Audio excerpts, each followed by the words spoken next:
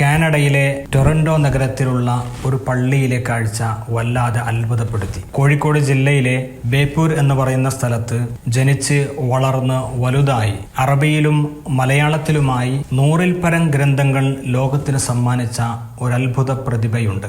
ആരാണെന്നല്ലേ പറയാം. ഈ കാഴ്ചയൊന്ന് കണ്ടു നോക്കൂ. الشيخ عبد الرحمن باوع ابن محمد المليباري أقبل على هذا الكتاب ونظر في حواشيه وحقق فيها، وقلنا أن قرة العين ممزوج مع المهمات. ഷെയ്ഖ് അബ്ദുൽ ഗനി മുർസൽ എന്ന് പറയുന്ന സോമാലിയക്കാരനായ കാനഡയിൽ ഇസ്ലാമിക പ്രബോധനങ്ങൾക്ക് നേതൃത്വം കൊടുക്കുന്ന ഒരു പണ്ഡിതൻ ടൊറന്റോ നഗരത്തിലുള്ള ഖാലിദ് ബിൻ അൽ വലീദ് മസ്ജിദിൽ ക്ലാസ് നടത്തുന്ന രംഗമാണ് നിങ്ങൾ കണ്ടത്. ഈജിപ്തിലെ അൽ അസ്ഹർ യൂണിവേഴ്സിറ്റിയോട് ചേർന്ന് നിലകൊള്ളുന്ന ലോകപ്രശസ്ത പബ്ലിഷറായ ദാറുസ്വാലിഹ് പുറത്തിറക്കിയ ഒരു ഗ്രന്ഥമാണ് അദ്ദേഹം ക്ലാസ് എടുക്കുന്നത്. മലയാളക്കരയിൽ ജനിച്ച് അറബി ഭാഷ പഠിച്ച് അറബി ഭാഷയിൽ മാത്രം 50-ൽ പരം ഗ്രന്ഥങ്ങൾ എഴുതിയ അഭിവന്യ ഗുരു കോടമ്പുഴ ബാവ ഉസ്താദ് എഴുതിയ ഖുലാസത്തുൽ ഫിഖ്ഹിൽ ഇസ്ലാമി എന്ന് പറയുന്ന ഗ്രന്ഥമാണ് അദ്ദേഹം ക്ലാസ് എടുക്കുന്നത്.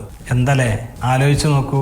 ഈ ഒരു കാഴ്ച മാത്രമല്ല, ഇതുപോലെ യമനിലും ഈജിപ്തിലും ലോകത്തിന്റെ പല ഭാഗത്തും ബാവ ഉസ്താദിന്റെ ഖുലാസ പഠിക്കുന്നവരുടെ എണ്ണം കൂടുകയാണ്. നമ്മുടെ നാട്ടിൽ മദ്രസകളിലും പള്ളി ദർസുകളിലും ദഅ്വാ കോളേജുകളിലും വനിതാ കോളേജുകളിലുമെല്ലാം വിദ്യാർത്ഥികൾ പഠിച്ചുകൊണ്ടിരിക്കുകയാണ്. കുടുംബിനികൾക്കും ഇടക്കാലത്ത് മദ്രസ പഠനം പൂർത്തിയാക്കാൻ സാധിക്കാത്തവർക്കും ഫിഖ്ഹ് പഠനം ആഗ്രഹിക്കുന്നവർക്കും ഏറ്റവും നല്ല ഓപ്ഷനാണ് ഖുലാസ.